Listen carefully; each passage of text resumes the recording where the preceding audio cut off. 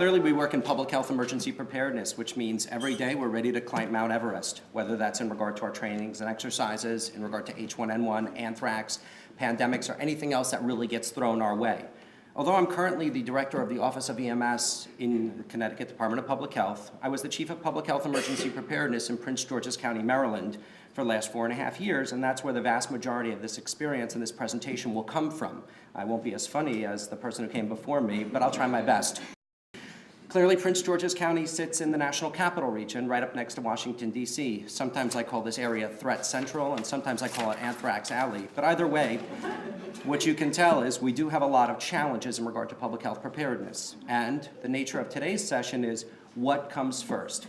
Good SNS planning or good public health emergency preparedness planning? My hypothesis is that the core elements of SNS planning will lead you to a better state of public health emergency preparedness.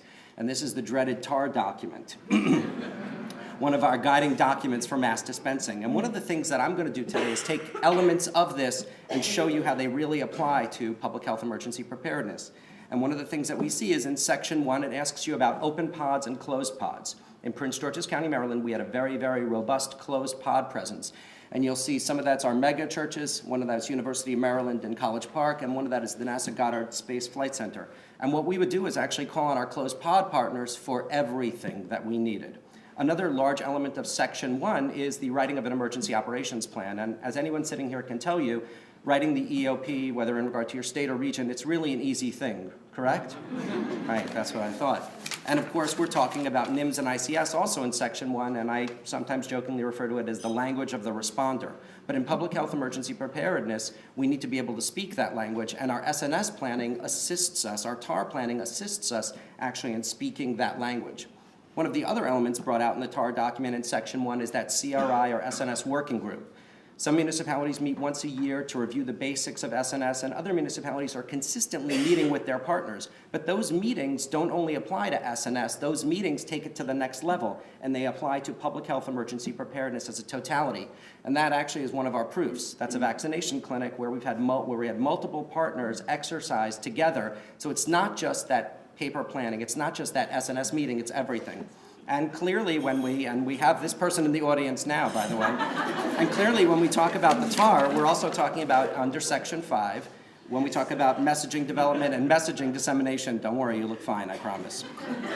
And Section 6 goes to site-specific security plans. I can't think of a more intricate area to have to interact with other entities, law enforcement entities, than developing and actually making real those site-specific security plans. When we move to Section 11 of the TAR and we're talking about our hospitals, I cannot think of a better way to teach our hospitals about our capabilities as health departments and our ESF8 responsibilities than to teach them about SNS and mass distribution and dispensing.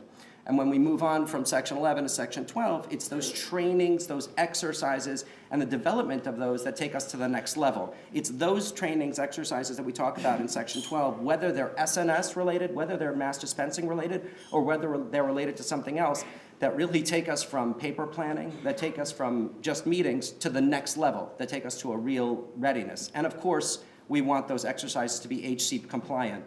That message has been sponsored by FEMA.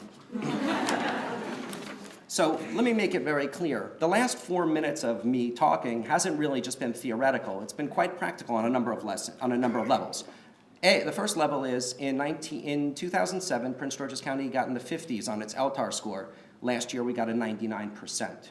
The second level of applicability is in regard to all of the things that we've seen hit Prince George's County, and whether those are the weather emergencies we saw in 2011 and 2012, or even H1N1, we called upon our partners. We called upon those SNS partners who became PHEP partners to assist us. Now, everybody in the audience is thinking, what happens next in PHEP? What happens when our money goes away? And that's a very valid question, because I don't really have a crystal ball. I don't really know what the future is. But I can tell you that one of the things that will stand up is the collaboration, cooperation, and communication with our partners. So when we consistently reach out about SNS, and that brings us to that better state of public health emergency preparedness, it's going to actually assist us in the future. One of the things that I've heard in EMS and public health preparedness is the need to do more with less. And as I've said, I don't really know what the future holds, but I will leave you with the point of how much more can we do with how much less. Hope this has been helpful, and everyone have a great day, a great conference.